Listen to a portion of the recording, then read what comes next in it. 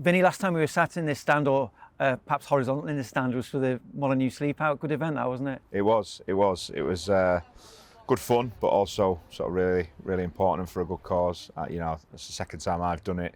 A really rewarding night. It hits home the struggles that people have. But yeah, it's a really humbling experience and one that I thought was a good night. Yeah, I agree. No, it'd be good to come back next year.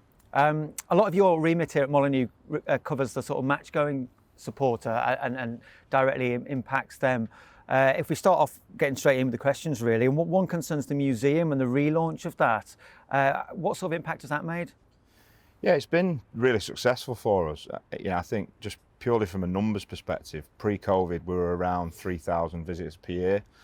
Since we've sort of refreshed it in there, we're up to about 5,500 this year. So more people through the door. I think the challenge we've got is historically the museum hasn't changed much, and if you've been once, you've kind of ticked it off and you've done it. You don't need to go back. And what we're trying to do is find ways of keeping content interesting, giving people reasons to visit us a repeated number of times. So moving into next year, got some exciting plans to take it further on again. I mean, it's constantly evolving. The museum by its very nature can't just stand still. We've got to constantly sort of update what we're doing in there. But the team who are running the museum are doing a great job, and hopefully we can make it a more interesting place for people to come and see. Inside the ground, we've had a lot of questions from supporters about the half-time facilities in terms of food and drink, and I sense that they may be a bit sort of stale and not enough choice and options. Can you sort of see that and offer anything else? Yeah, I can see that. It's something that is a bit of a source of frustration for us. We're always trying to improve what we do. I think we operate a good, better, best ethos. Whatever department that's in, we always want to offer an entry-level product, a mid-tier product and a premium product, whether that's beer, whether it's clothing. And I think probably in food and drink, we're a little bit away from that yet. Some of that's things that are in our control, some of it's stuff that's probably not in our control. So we continue to work with our partners at Carlin and at Levy UK. And I think we will see improvements this year. We get asked a lot for craft beers and things like that. We're obviously working within the parameters of a deal with our brewery, but a broader range is something that we're keen to look at. And I think one of the things we're going to do this year across a number of kiosks in the venue is actually sort of reconfigure them so that we can have more fridge space, more oven space. It gives us better ability to keep beer cold, to keep food hot, and hopefully it means we can offer a broader range across the venue. How can you deal with queuing as well? Because that seems to be a perennial issue and doesn't seem to have been solved so far. Yeah, so queuing is another issue. We've had a really good trial this year in the South Bank. Last summer we installed Base Flow, which has been a good test case really for us to see if it worked and whether we could roll it out across the other three stands. It's really worked really well for us. We've seen our transactions in the South Bank this year go from 24,000 pre-COVID up to 39,000 this year. So we're serving a lot more people, getting through queues quicker. And hopefully we can take that base flow fast pour now into other areas of the ground that desperately need that. So now we've proved that concept. We take it in the Steve Bull upper, Billy Wright upper. We're going to have fast lanes in the Stan Cullis stand. So all of those things we're going to look to introduce next year to deal with beating those queue times and improving that service, as you say.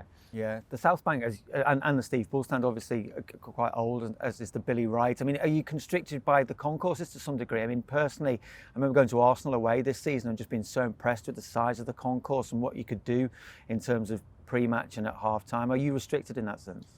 It limits us to an extent, for sure. I think our job really is to work within the parameters we've got and work with the tools that we have available to us, be smarter, find ways to serve people quicker, find ways to get through orders quicker so that queue time is reduced. But ultimately we're working within the space that's there. I think any more sort of structurally invasive stuff is probably for a bigger project, and until that happens, the guys in the teams have got to work with what they've got and just sort of keep trying to improve and make things easier and better for fans. You've part answered it, but how often do you review sort of fan services and what you're offering?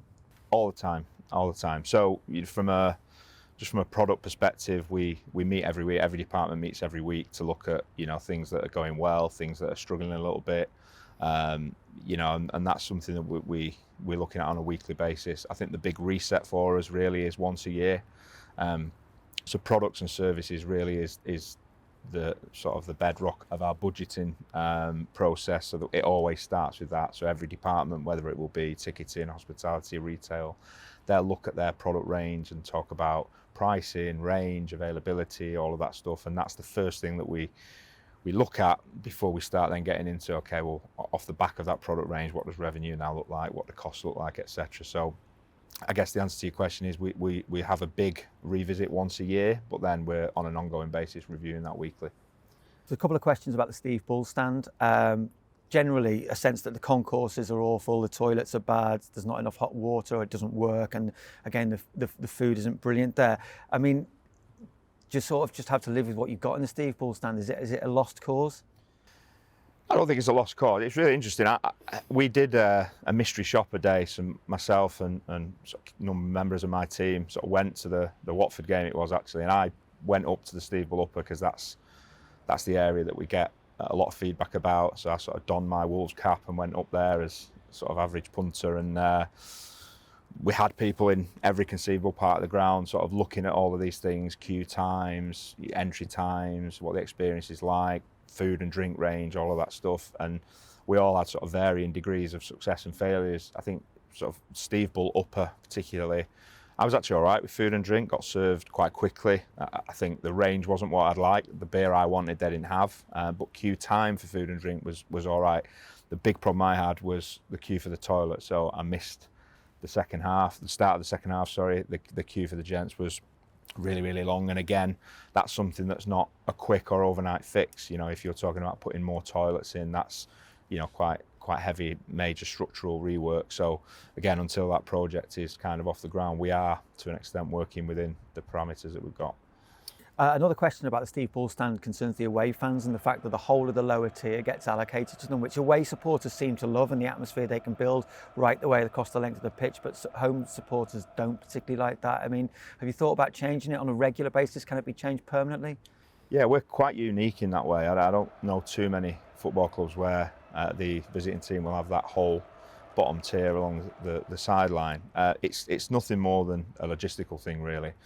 We have to allocate 3,000 tickets to our visiting teams. Sometimes if they don't take the full allocation, we can put them in the quadrant here, but that only has a capacity of 1,800. So I guess the next question then is, can we make this bit bigger for away fans? But then you run into problems because that will be encroaching onto our WV1 hospitality area. The other thing we've discussed is whether we can use the upper and the lower, but not for the whole length of the pitch. And again, we run into issues around shared facilities, turnstiles, etc., etc. So for the moment, there is no real workaround like that. Personally, I don't like it. I think, you know, you lose quite a bit of your home advantage. That whole sideline should be hostile, and those fans should be in the ears of the visiting players. But then again, I had a letter recently from a fan who didn't like when away fans are up here because he thought it detracted from the South Bank's atmosphere, because he likes it when fans are down there and they could have a bit of banter and all that stuff. So I guess it is a subjective thing, but for the moment we've stuck with kind of what we've got, really. Okay, let's move on to a few questions about the kit and merchandise. How's the first year gone with Castore? It's been a massive success for us. It really has. We've seen huge success in terms of sales. We've seen success in terms of getting products into fans' hands for much cheaper prices. So it's, you know, overall, I think we've been really proud of how the deal's worked out for us. I think just from a volume perspective, this year there is sort of 170,000 units of product out there that's branded Castore and Wolves. That's up from about 120,000 last year. So we talked a lot last summer about the structure of that deal and what it meant for us, in the fact that we're now managing the supply chain and manufacture of that product, and with that we get control and we can drive the cost price down, so we can grow our volume, we can sell it for cheaper and sell more of it, which means that fans are paying much less for products. If you take the adult home shirt this year, fans are paying on average this year £24 for that. Last year it was around £35 with Adidas. So huge savings being passed on to fans, huge volume growth, and actually critically we're about 30% more profitable on that as well. So it's kind of the holy trinity, really. Grow volume, make it cheaper for fans, and make more money. You can do one or two of those things quite easily, but to achieve all three is a challenge. And we've done that this year, and really proud with how the guys have executed that, and it's been a massive success for us. The kit always generates a lot of chat and a lot of talk. People like it when a new kit's launched. One supporter's asked if future kits could be voted on by fans, whereby maybe there's a choice of 2 or 3 and then you narrow it down to picking the kit then. Is that something? Yeah, I mean, I'm not closed-minded to that. I think for me, as a kid growing up as a football fan, seeing the new kit for the first time was a great moment in the year. It was a day that we all looked forward to, and there was a mystique and a surprise element about that. I think, if you engage more people, that surprise sort of goes away, which I think is sad. But if that's what fans would want to do, then of course we'd consider that. I think, we've introduced a retail focus group this year. We meet sort of once a month, and that's been, really good for us to sort of gauge the temperature of how fans feel about our product range. And if they think it's something that we should look to do, then we'll definitely consider it. But I do feel like that waiting for that new kit day when you put all the last season's baggage behind you and you turn over a new leaf and look forward, I think that brings a new excitement and a bit of fresh hope. So I think it'd be sad to lose that. Absolutely. What about a wider range of women's clothing on offer? Could that be achieved? Yeah, it's always something we're trying to do. There has to be a demand to justify growth in range, but thankfully we've seen really strong sales in our women's category this year. I think next year, from a branded side, so that's Wolves Castore product, we're going to go from 8 products to 9. So it's an increase. It's a marginal increase, but it's an increase nonetheless. Across our entire clothing range, that we're going from 22 women's products to 27 next year. So again, just pushing that range every year, and hopefully we see that women are buying into those ranges, and something we're committed to wanting to continue to grow. In terms of changing the kit, I mean, obviously you've talked about the excitement of a new kit and fans do love that, but have you considered changing the kit every 2 years maybe to just help fans out on a financial side? I think it's all about choice. I think there are many people who sort of remember the old days of the 80s and 90s where kits had with 2-3 year cycles, and sort of modern times people are more sort of commercially aware and want to do kits every year, and maybe the old school don't tend to like that. I think for every fan you'd please, if you went back to a 2-year kit cycle, you'd probably leave another one dissatisfied, because a lot of people love getting the new kit every year and love buying every kit that the club puts out. So I think it's about providing the choice, and in putting a kit out every year, you're giving the ability for someone who wants to buy that they can, and if somebody doesn't want to do that, they don't have to. Ticketing was a hot topic last season, Vinny, and you took a lot of flack for fronting up to the questions there. So here we go again. Are you satisfied with the current way that away tickets are distributed?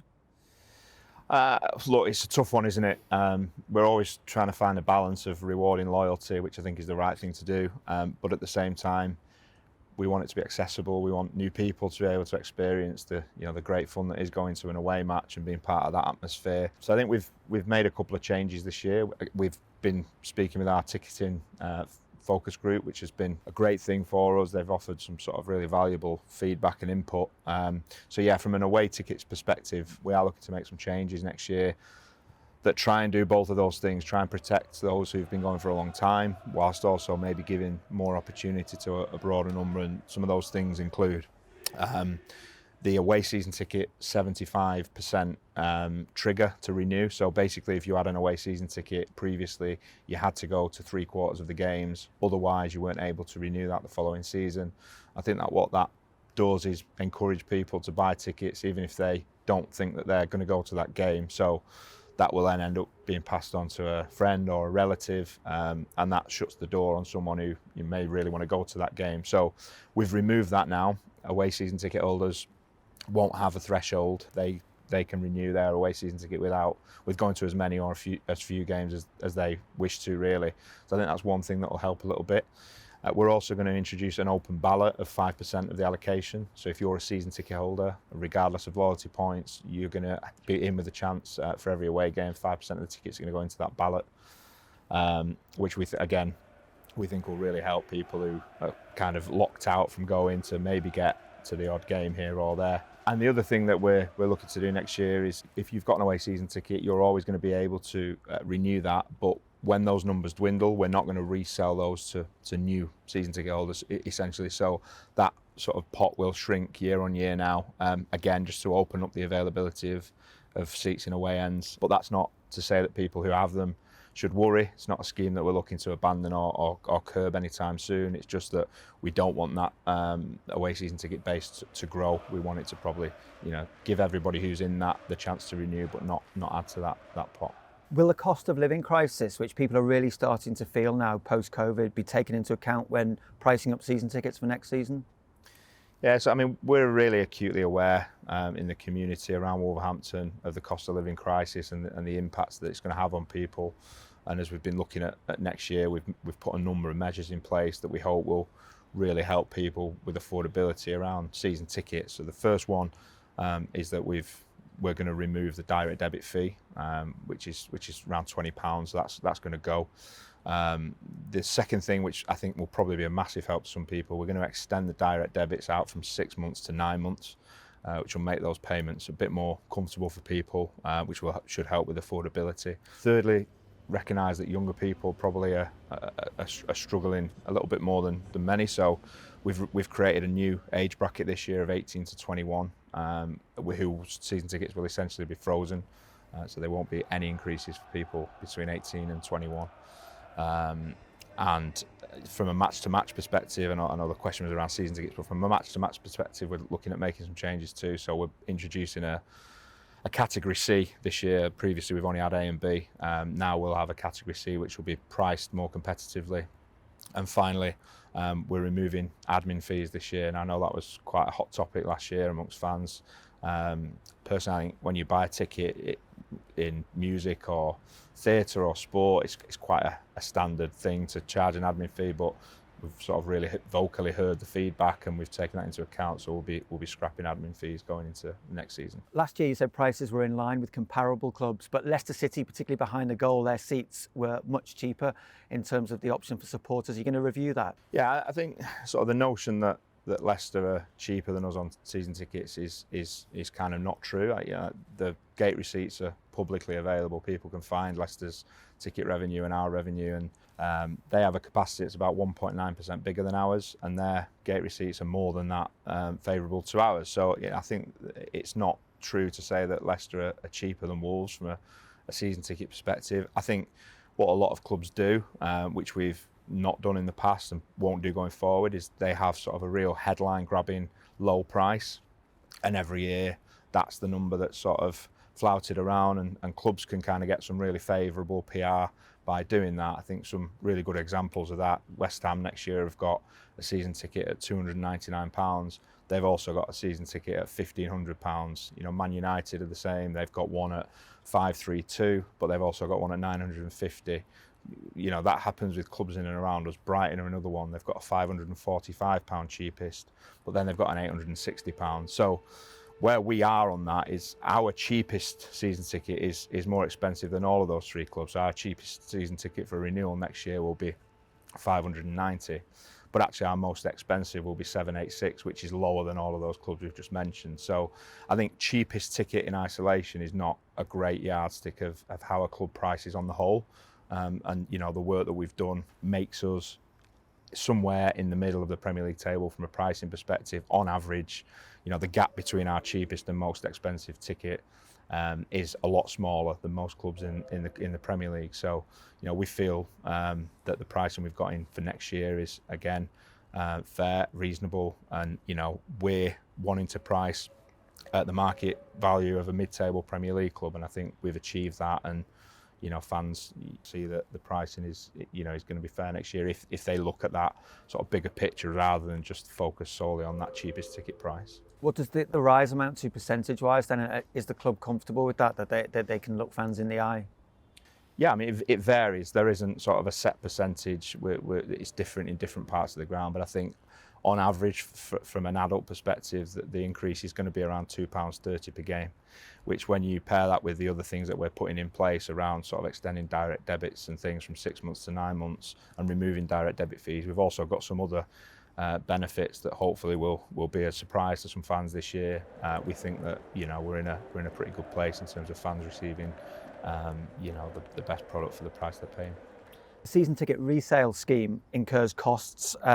It's better to sell on personally, say several supporters. Can you review that? Yeah, and I agree, and we have reviewed that. personally, I felt quite strongly about this one. We previously offered 50% of the ticket value, but only in Wolves cash. And we, I agree that that's not a great incentive. We want people to use the club's resale scheme, and we have to make that more attractive, and we will do so. Next season, we'll offer 80% of the value, and we'll actually offer it in cash rather than just in Wolves cash. So hopefully, again, that'll be another benefit and another positive going into next year. And you seem to be trying to keep fans away from the ticket office to sort issues. Will this continue to be the case? Yeah, it's not so much keeping them away from the ticket office per se. We now have a dedicated fan services team who acts as almost a centralised hub for customer service. So where sort of in previous years people may sort of have that, I'm going to the ticket office, I'm going to the mega store. We want fans to try and understand now that that's not how you sort of raise a query or a complaint anymore. We'd encourage people always to use our fan services team. They're contactable via email, on the phone. We've recently launched a live chat, so they are really accessible and much more able at getting to the crux of an issue in a quicker time. That they're empowered and enabled to deal with a whole range of issues across merchandising, across ticketing, across hospitality. So they really are sort of the best go-to place. So it's not about we're reducing the ticket office opening hours or anything like that. It's just that now if you've got a query or a complaint, the ticket office isn't the place to go. We want you to get in touch with fan services. Several members have said the new ticketing system for members in place at the moment has been a success, and it's helped open a previously closed shop. Will that stay the same?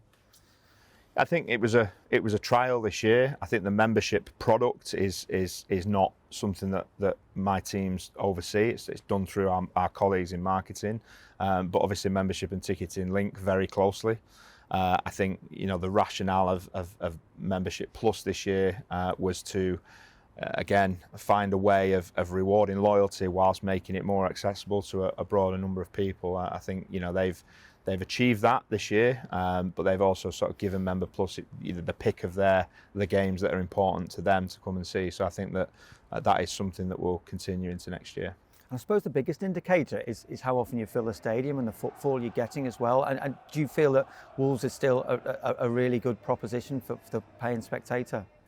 Yeah, I do. We have a phenomenal amount of demand for all of our games. Our cup games this year we priced really competitively, and the attendances at those early rounds, third round Sheffield United, fourth round Norwich, the place was full. It was really great to see, and hopefully we can continue that into next year. And the things we discussed up top about improving the food and drink offering and making the experience a bit more pleasurable and easy is something that is always on our agenda.